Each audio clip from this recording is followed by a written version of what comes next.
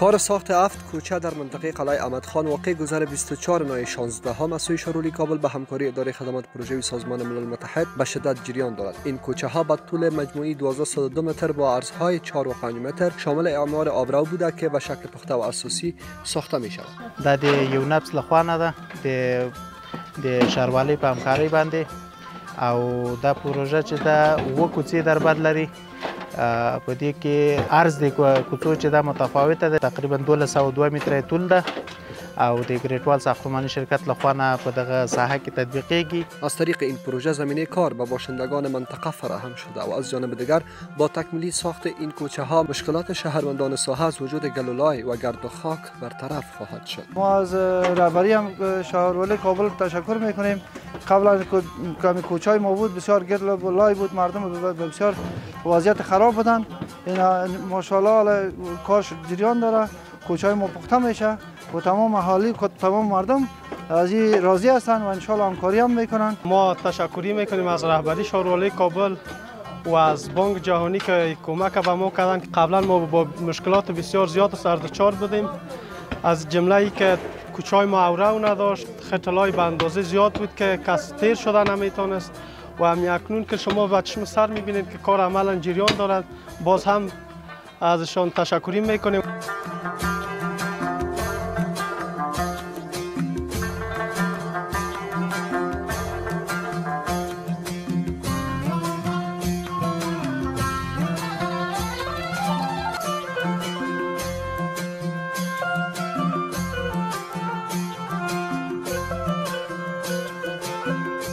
د کابل ښاروالۍ لخوا او د ملګرو ملتونو د پروژوي خدماتونو د دفتر په مرسته د څلورم ناحیې په څلورم ګذر کې له تیږو څخه د یوه سړک د جوړولو چارې روانې دي.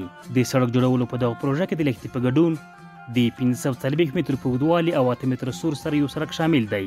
د جوړولو چارې څه باندې 80 سلنه مخته تللې او د کابو یو میاشتې په موده کې به بشپړه او ګټې اخیستنې ته وسپارل شي. در حدود 2 ماه پیش شروع شده. پروسه کننکاری سب بیس و بیسکورس اتمام رسیده. فعلا شفته یا پی سی سی سر جویا انجام میشه و با تعقیبش در جریان هفته کار نصب سنگا شروع میشه بخیر. دیگه انشالله بخیر بدون واقع الهی این پروژه 1 ماه الی 1 ماه و 15 روز بعد ختم میشه بخیر. د یادولو وړ ده چې دا دغه سړک په جوړېدو سره به له یوې خوا د سیمې اوسېدونکو ته ګڼې ښاري اسانتیاوې برابرې او بل خوا به د ترافیکي بهیر پر وړاندې شته ستونزې له منځه ولاړې شي. کل مردم بسیار مرفوع شده. اگر دچار مشکل بوده در طول این 45 سال که پروژه وزیرآباد تأسیس شده بود این سړک جور نشد، اما برای فعلا بانک جهانی را تمویل کنندش بود و 50% تقریبا 60% مردم اهالی خودش کار میکنه که آشای باتا شد از پول زمین، هم سړک جور شد هم کار با مردم پیدا شد.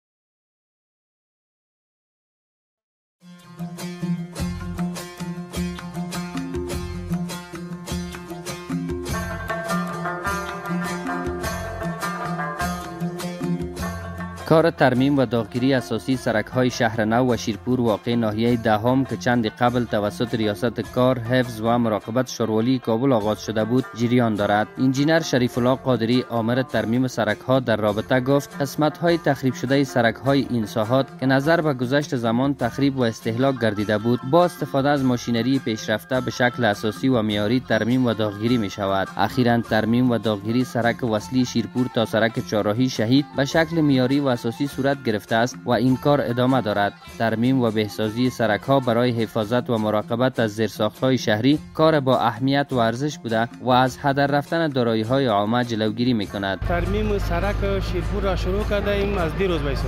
تقریبا در حدود 100 متر مربعش امروز ترمیم میشه و در حدود یک هفته کار زمین سرک تکمیل میشه. به خاطر مرور موتورها که ترافیک براحت جریان پیدا کند.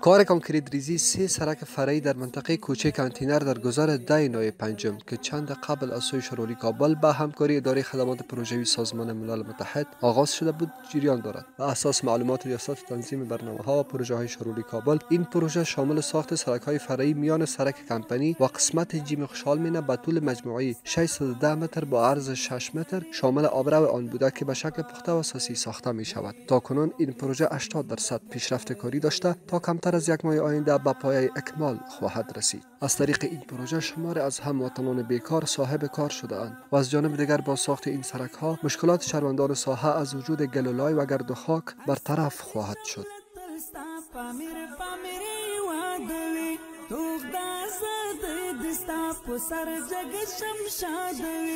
چیغه د حریات دستا پوغیگا کی آبادوی چیغه د حریات دستا پوغیگا کی آبادوی کړي ستا بچو د پر اسلام تل سرخندنا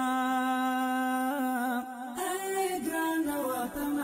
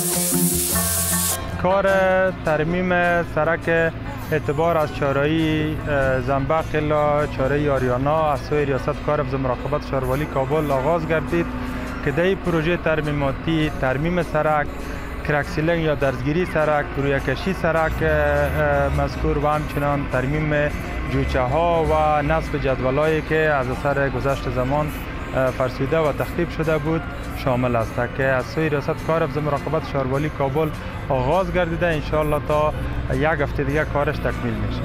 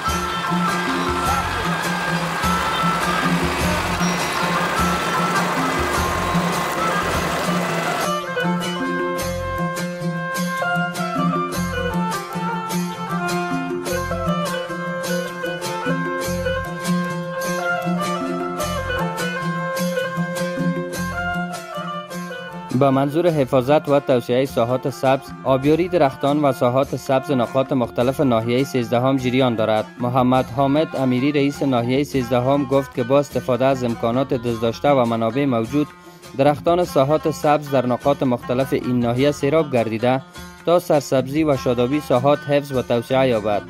وی توقع برد که شهروندان در فصل گرما باید با آبیاری درختان مقابل ملکیت‌هایشان نیز توجه داشته باشند، زیرا منابع و امکانات شاروالی کابل بسنده آبیاری تمامی درختان سطح این ناحیه نمی باشد. دیگه سرکای ما سرک عمومی ما همه وقت آبیاری میشه و در پولی ازی همی سرک هم که هنوز بر ما رسم تسلیم داده نشده. در وسط سرک در سنتر لاین تمام درختایش منظم ما آبیاری میکنیم. امروز خواستیم که کنار پیاده رو هم ما تونسته باشیم که آبیاری کرده باشیم و از ما امکانات کم خود به وجه احسن و به حد از همی استفاده کرده باشیم.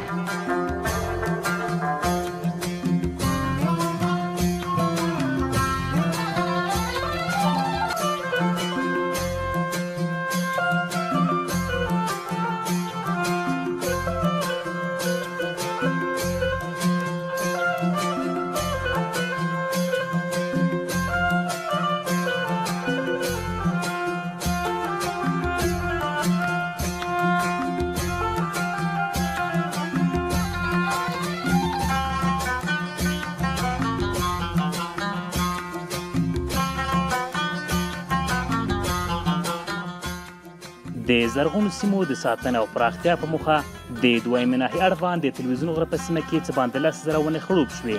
د خړوبولو په دې کار کې د دویمې ناحیې له مسؤلانو سربیره د سیمې یو شمېر اوسېدونکو هم برخه اخیستې وه او ژمنه یې وکړه چې د خپلو ملکیتونو مخې ته به د ونو خړوبولو ته پاملرنه کوي. د یادې ناحیې مسؤلان وایي چې له شته امکاناتو څخه په ګټه اخیستلو سره د دې ناحیې په بېلابېلو سیمو کې ونې په منظمه توګه خړوبېږي. که تقریبا بیشتر از 1,00,000 لیتر آب ما در این ساحه کوهی آماده ساختیم توسط با همکاری مردم از ناحیه دو و وکلای گذر. فعلا آبیاری صورت گرفته و آبیاری میشه. کابل ښاروالي له ښاریانو څخه غوښتنه کوي چې د ګرمۍ په موسم کې د خپلو ملکیتونو مخې ته د ونو خړوبولو ته پاملرنه وکړي، ځکه د کابل ښاروالۍ امکانات دومره نه دي چې د ښار ټولې ونې خړوب کړي.